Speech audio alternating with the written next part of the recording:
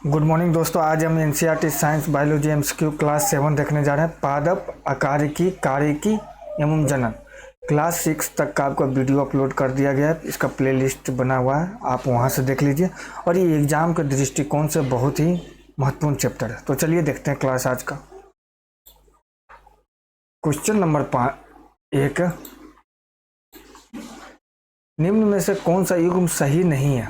तो आपका पहला का डी सही नहीं है, बाकी फर्स्ट सेकंड टमाटर साग प्रकार के होते हैं, आम, वृक्ष का, नींबू, झाड़ी का। चलिए व्याख्या देखते हैं। क्योंकि मनी प्लांट साग का नहीं बल्कि आरोही लता का उदाहरण है। मनी प्लांट साग का नहीं बल्कि आरोही लता का उदाहरण है। ये कमजोर तने वाले पादप होते हैं जो भूमि पर सीधे खड़े नहीं हो सकते एवं किसी अन्य पादप या सहारे के चारों ओर लिपटकर वृद्धि करते हैं। हरे एवं कोमल तने वाले पौधे साग कहलाते हैं। हरे एवं कोमल तने वाले पौधे साग कहलाते हैं। ये सामान्यतः छोटे होते हैं और इनमें कई शाखाएं नहीं होती, जैसे टमाटर।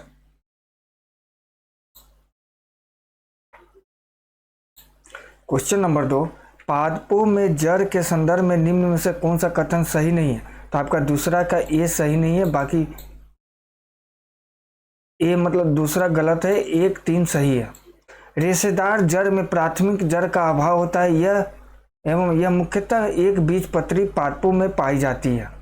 बरगद के वृक्ष में सहारा देने के लिए जड़ें पाई जाती है, जिसे प्रोप मूल कहते हैं। व्याख्या, पादपों में जड़ के संदर्भ में दो सही नहीं है, क्योंकि मूल रोम जड़ के परिपक्व क्षेत्र में पाए जाते हैं, जबकि दीर्घिकीकरण क्षेत्र में मूल के आकार में वृद्धि होती है। कथन 1 और 3 सही है। रेशेदार मूल तंत्र में मूलांकुर से उत्पन्न मुख्य जड़ शीघ्र ही नष्ट हो जाती है एवं उसकी जगह तने के निचले भाग से अनेक एक समान रेशेदार मूलें निकलती है। यह मूल तंत्र झगड़ा मूल तंत्र भी कहलाता है एवं प्राय एक बीजपत्री पादपों में पाया जाता है। बरगद के वृक्ष में सहारा देने के लिए जड़ें पाई जाती है, जिसे प्रोप मूल कहते हैं। क्वेश्चन नंबर 3, न्यूमेटोफोर मूल राइजोफोरा जैसे मैंग्रोव पादपों की प्रमुख विशेषता होती है। इसका लक्षण है ऋणात्मक गुरुत्वानुवर्ती। तीसरा का ए। क्वेश्चन नंबर 4, पादपों के तने के संदर्भ में निम्न में से कौन सा कथन असत्य है? तो चौथा का बी होगा, 2 असत्य है, 1 का 3 सत्य है। तने में पर्व एवं पर्व संधियां पाई जाती है। यह कायिक प्रबंधन से लेकर प्रकाश संश्लेषण तक के सभी कार्य करता है। ओपेंसिया एवं कैक्टस में तना चपटा होकर प्रकाश संश्लेषण करता है। क्वेश्चन नंबर 5, निम्नलिखित में से कौन सा रूपांतरित स्तंभ है? तो पांचवा का डी आलू। क्वेश्चन नंबर 6, पादपों में पर्ण की आकारिकी के संदर्भ में निम्न में से कौन सा कथन सही है? तो छठा का डी होगा, ये सभी सही है। एक बीजपत्री पादपों के में समांतर सीरा विन्यास पाया जाता है, जबकि द्विबीजपत्री पादपों में जालिकावत सीरा विन्यास पाया जाता है। प्याज एवं लहसुन में गूदेदार पत्तियों में भोजन का संचय होता है।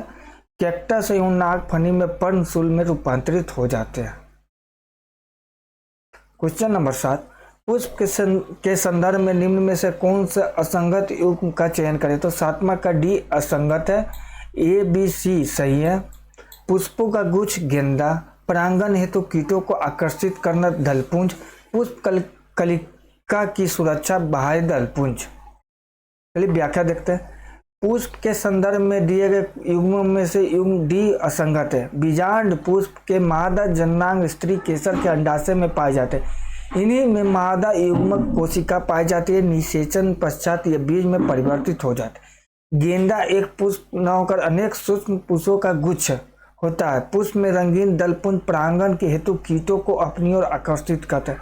पुष्प में हरे रंग के बाह्य दलपुंज कलिका अवस्था में पुष्प की रक्षा करते हैं। क्वेश्चन नंबर 8, केसर मसाला बनाने के लिए पौधे का निम्नलिखित में से कौन सा भाग उपयोग में लाया जाता है? तो आठवां का डी वर्तिकाग्र। केसर मसाला बनाने के लिए पौधे का निम्नलिखित में से कौन सा भाग उपयोग में लाया जाता है? वर्तिकाग्र। क्वेश्चन नंबर 9, नीचे दिए गए कथन व कारण को पढ़िए और कूट की सहायता से उत्तर का चयन करें। 9वां का बी होगा आंसर। ए और आर दोनों सही है, परंतु आर का सही स्पष्टीकरण नहीं है। चलिए कथन ए देखे, पुंकेसर पुष्प के नर जननांग होते हैं जो कि पराग कोश एवं पुतंतु के बने होते हैं। कारण इसमें पराग कणों का निर्माण होता है जबकि अंडाशय में बीजांड पाए जाते हैं। चलिए व्याख्या देखते हैं। पुंकेसर पुष्प के नर जननांग होते हैं जो पुतंतु एवं पराग कोश से मिलकर बने होते हैं। पराग कोश में लघु बीजाणु जनन द्वारा पराग कणों का निर्माण होता है जिनमें नर युग्मक उपस्थित होते हैं। बीजांड स्त्री केसर के अंडाशय में उपस्थित होता है। क्वेश्चन नंबर 10, फल एवं बीजों के संदर्भ में कौन सा कथन असत्य है? तो 10वां के ए असत्य, बी सी डी सत्य। आम एवं नारियल दो प्रकार के फल उदाहरण है। अंकुरित बीज में उपस्थित प्रांकुर एवं मूलांकुर क्रमशः तने एवं जड़ का निर्माण करते हैं। डी, आम का खाने योग्य भाग इसकी मध्य फल भित्ति होती है। क्वेश्चन नंबर 11, पादपों में स्वपोषी प्रकार का पोषण पाया जाता है जिसे प्रकाश संश्लेषण प्रक्रम कहते हैं। इसके संदर्भ में कौन सा कथन असत्य है? तो आपका 11 के ए असत्य है, मतलब तीसरा गलत है और पहला दूसरा सत्य है।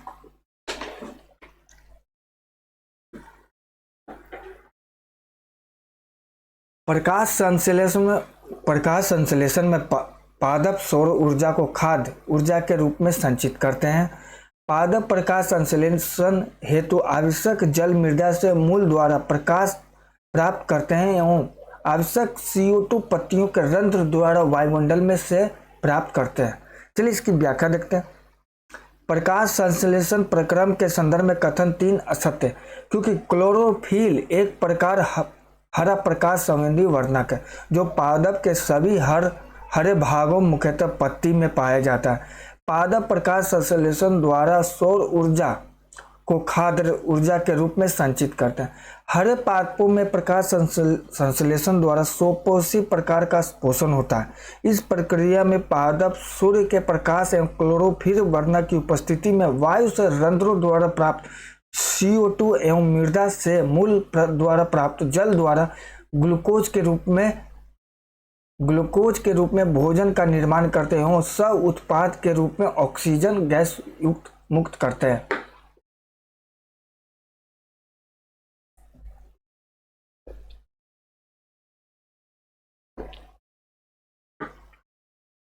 क्वेश्चन नंबर 12, निम्नलिखित में से प्रकाश संश्लेषण के संदर्भ में कौन सा कथन असत्य है? तो 12 के ए असत्य, बी सी डी सत्य। इस प्रक्रिया में सह उत्पाद के रूप में प्राप्त ऑक्सीजन जल से प्राप्त होती है। इसमें CO2 का कार्बोहाइड्रेट के रूप में अपचयन होता है। क्वेश्चन नंबर 13, प्रकाश संश्लेषण के संदर्भ में कौन सा कथन असत्य है? तो 13 का डी असत्य, ए बी सी सही है। पादपों में अतिरिक्त ग्लूकोज स्टार्च के रूप में संचित होता है। मरुद्भिद पादप जैसे नागफनी अधिक वाष्पोत्सर्जन से बचने के लिए रात्रि में CO2 ग्रहण कर एक मध्यस्थ उत्पाद बनाते हैं। पत्तियों में स्टार्च की उपस्थिति को आयोडीन परीक्षण द्वारा सिद्ध करते हैं। क्वेश्चन नंबर 14, प्रकाश संश्लेषण की प्रक्रिया में निम्नलिखित में से किस रंग के प्रकाश का पौधों द्वारा अवशोषण सबसे तेजी से होता है? तो 14 का बी नीला और लाल।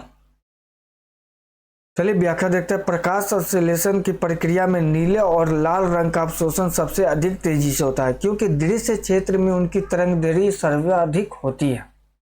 क्वेश्चन नंबर 15, पादपों में प्रकाश संश्लेषण के अतिरिक्त पोषण की अन्य विधियों के संदर्भ में कौन सा कथन असत्य है? तो 15 का बी असत्य है, मतलब दूसरा गलत है, 1 का 3 सत्य है। अमरबेल एक परजीवी विषमपोषी पादप है। पिचर पादप में निर्मित घट पत्ती का रूपांतरित भाग है। चलिए व्याख्या देखते हैं।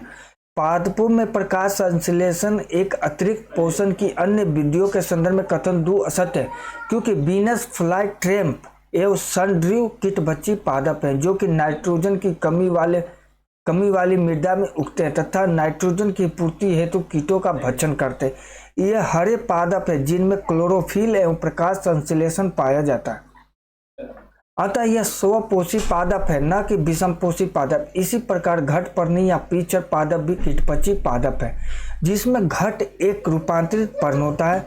इस घट में पाचक एंजाइमों एवं रसों का स्रावन होता है। अमरबेल एक परजीवी क्लोरोफिल विहीन एवं आरोही लता है जिसमें विषम पोषी पोषण पाया जाता है। इसमें चूषक मूल द्वारा पोषी पादप की कोशिकाओं से पोषण प्राप्त किया जाता है। क्वेश्चन नंबर 16, निम्नलिखित में से कौन सा एक कीटाहारी पादप है? तो 16 का बी घटपर्णी। 17, नीचे दिए गए पोषक तत्वों में से बृहत पोषक तत्वों एवं सूक्ष्म पोषक तत्वों को अलग कीजिए। तो ये सी आंसर होगा, 17 का सी होगा। बृहत पोषक तत्व, बृहत पोषक तत्व आपका हो गया पोटेशियम, मैग्नीशियम,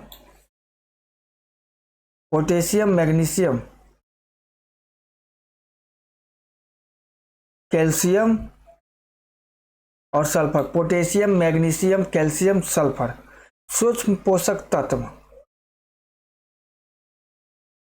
सूक्ष्म पोषक तत्व हो गया मोबिलिडेनम, कॉपर, लोह, बोरोन। चलिए व्याख्या देखते हैं। बृहत एवं सूक्ष्म पोषक तत्वों के विषय में विकल्प सी सही है। पादपों में अनिवार्य पोषक तत्वों को दो भागों में बांटा जाता है। बृहत पोषक तत्व, इनकी सामान्यतः पादप के शुष्क पदार्थ का 1-10 मिलीग्राम लीटर की सांद्रता से विद्यमान होना चाहिए। इस श्रेणी में आने वाले तत्व हैं जैसे carbon, hydrogen, nitrogen, oxygen, phosphorus, sulphur, potassium, calcium और मैग्नीशियम। इसमें से कार्बन, हाइड्रोजन तथा ऑक्सीजन की प्राप्ति मुख्यतः कार्बन डाइऑक्साइड एवं जल H2O से होती है, जबकि दूसरे तत्व मृदा से खनिज लवणों के रूप में ग्रहण किए जाते हैं।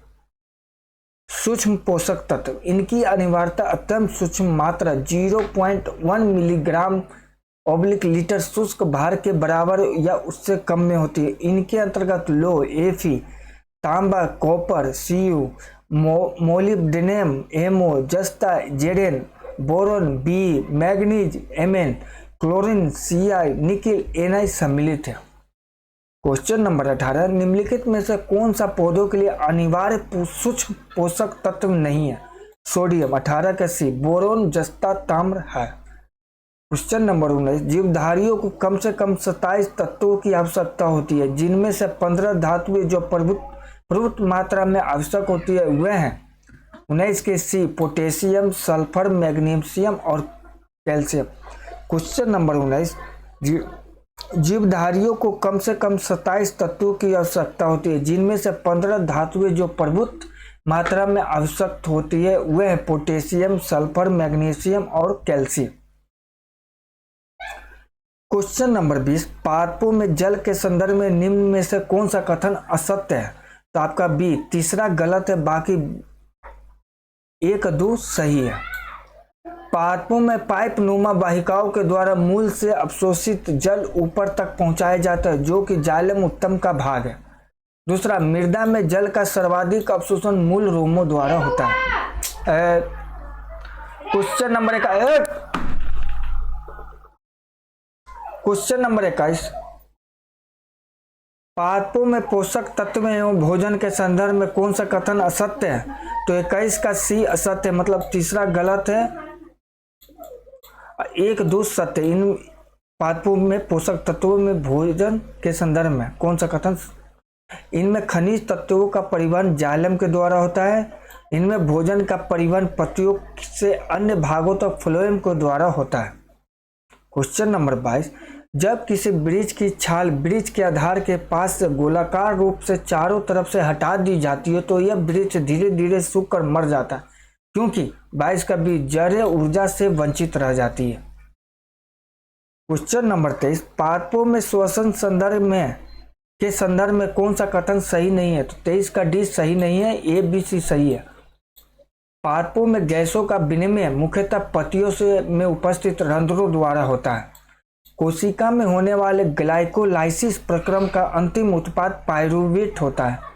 पादपों में अवायवीय श्वसन का अभाव होता है। क्वेश्चन नंबर 26, पादपों में उत्सर्जन के संदर्भ में निम्न में से कौन सा कथन असत्य है? तो 24 का सी, दूसरा असत्य है, 1 का 3 सही है। ये अपशिष्ट पदार्थों को कोशिका की रिक्तियां में संचित करते हैं। ये ठोस अपशिष्टों ये ठोस अपशिष्टों को गोंद, रेजिन, छाल या पुरानी पत्तियों में संग्रहित कर निष्कासित करते हैं। क्वेश्चन नंबर 25, पादपों में गति के संदर्भ में निम्न कथनों पर विचार कीजिए, उपयुक्त में से कौन सा कथन असत्य है? तो 25 का सी असत्य है, मतलब तीसरा गलत है, पहला दूसरा सही है। पादप दो भिन्न प्रकार की गतियां दर्शाते हैं, वृद्धि आश्रित एवं वृद्धि मुक्त। मटर एवं छुई का पादप स्पर्श के प्रति अनुक्रिया दर्शाता है। क्वेश्चन नंबर 26, पराग कण से पराग नली का विकास एवं इसकी बीजांड तक वृद्धि उदाहरण है। 26 का बी रसायन अनुवर्तन का।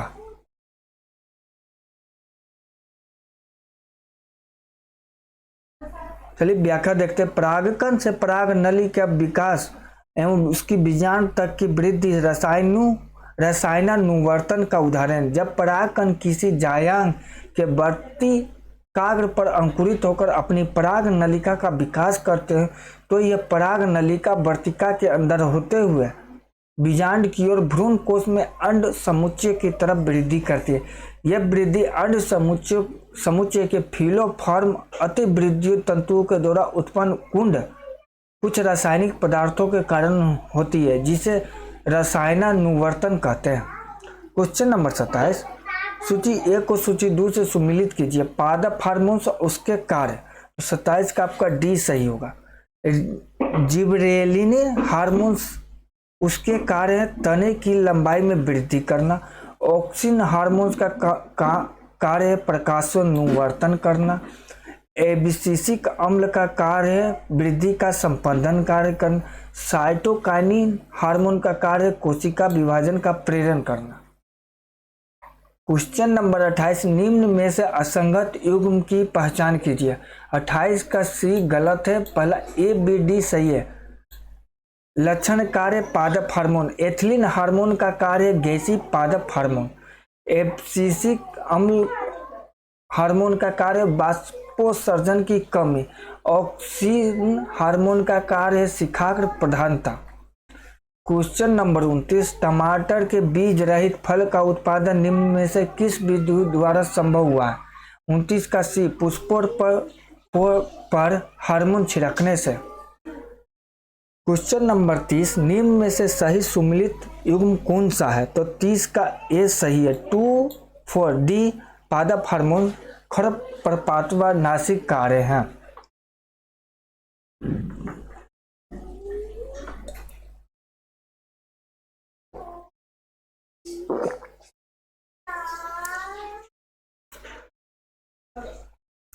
चलिए व्याख्या देखते हैं इसका। 2,4-D डाइक्लोरोफिनॉक्सी एसिटिक अम्ल एक कृत्रिम ऑक्सीजन है जो द्विबीजपत्री खरपतवार को नष्ट करने में खरपतवारनाशी की भांति प्रयोग में लाया जाता है। बोल्टिंग बौने पादपों के तने के पर्व की लंबाई में वृद्धि जिबरेलिन द्वारा प्रेरित की जाती है। एथिलीन कच्चे फलों को पकाने में प्रयुक्त गैसीय हार्मोन है।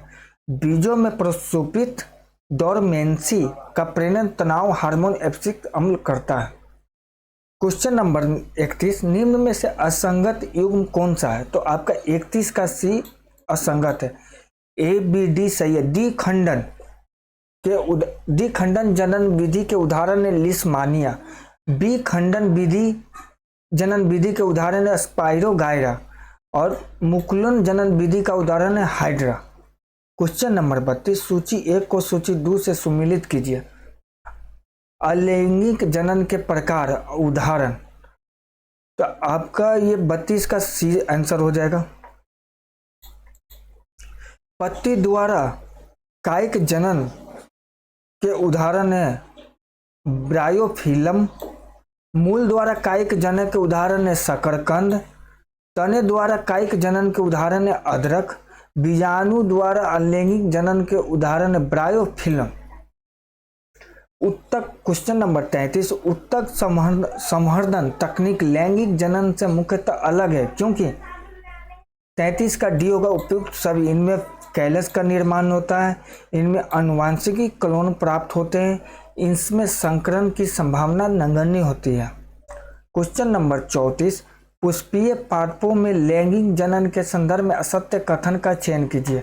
34 का सी होगा। आपका तीसरा गलत है, पहला दूसरा सही है। इसमें गतिशील नर युग्मक अचल मादा युग्मक से संलयित होकर आनुवांशिक रूप से नए संतति पादप का निर्माण करता है। दूसरा, पपीता एक लिंगी जबकि गुड़हल द्विलिंगी पुष्प का उदाहरण है।